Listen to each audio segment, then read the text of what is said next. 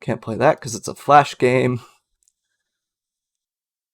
You just have a list of games? Oh, do you want to see, Matthew? I'm seeing your spreadsheet of games. Okay, to be fair, 600 and change of these are not games. They're just like asset files and like D&D paper shit and all that. But like Hmm. 1111 of these are games that are playable. Make that 1110 because the one that I just tried to play uses Flash Player, so I can't play it unfortunately. Ah. Yeah, but I mean this bundle's from 2020, so that makes sense. That's a tile set. This one's just called Siberia. Siberia, a small text adventure survival game. Okay, I'm actually kind of interested in this. You're on your way to an all expenses paid for vacation to an unknown remote location in Siberia. When you're suddenly forced out of a plane, luckily you grab a parachute, but unluckily it gets tangled.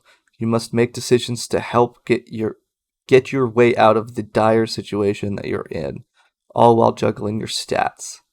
What the fuck is this place? I thought you were going to say, what the fuck is this game? Which is what I've said to literally all of these games so far, basically. I mean, I've only really gone through two, like, solidly. Um, Hmm.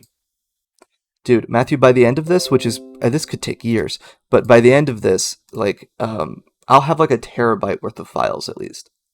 Just from these indie games. Some of which are only like 50 megabytes each, most of which are only like 50 megabytes each.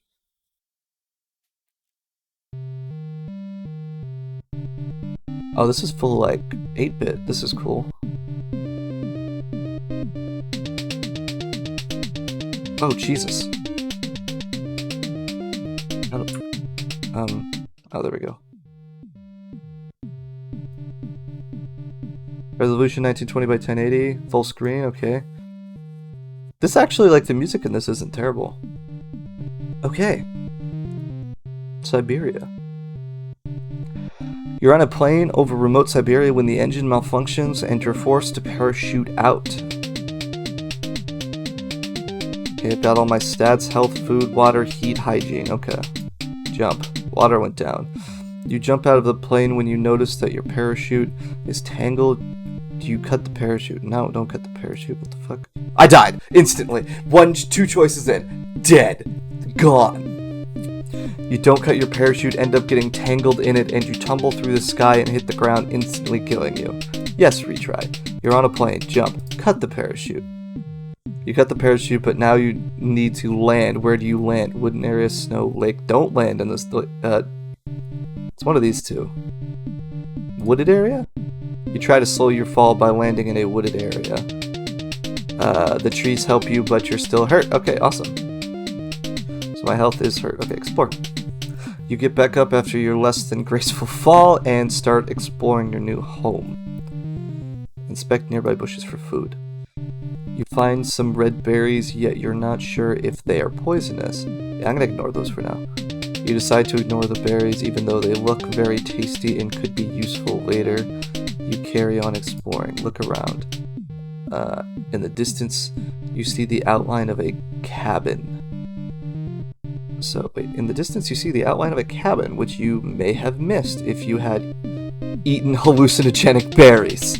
You quickly hurry to it. Yeah, knock on the cabin door. For sure. You knock on the cabin door, yet no one answers. Maybe no one is home. Yeah, I'm entering the cabin. The cabin looks abandoned when you enter, yet it still seems a better option than the outside, obviously. Where do you go? Look around the cabin, leave the cabin. Yeah, look around the cabin. As you walk around the cabin, you notice a kitchen, lounge, and stairs going upstairs. Where do you go? Let's check the kitchen first.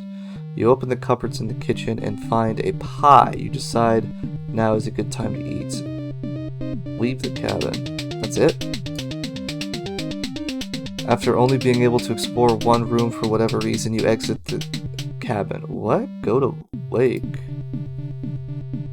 You arrive at the nearby lake where there's a body floating in the water. You decide to ignore it. There's a body floating in the water? I'm not drinking water, there's a body floating in it. Make a raft.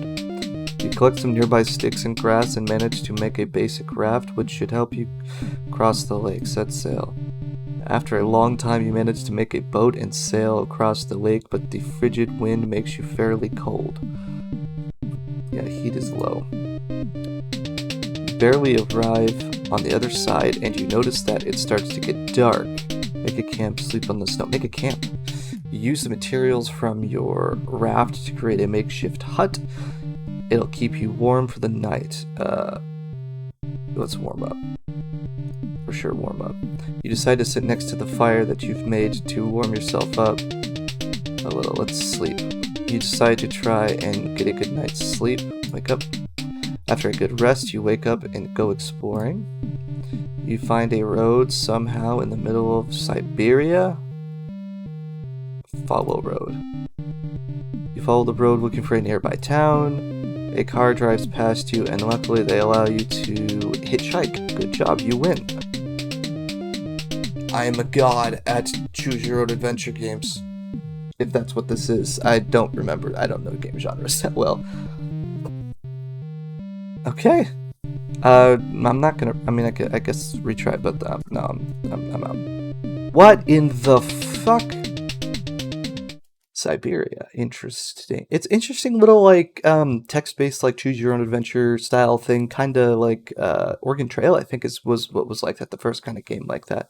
It was pretty fun. I mean, like it doesn't exceed expectations. I mean, it did actually exceed expectations a little bit because he said it was a short little choose your adventure thing.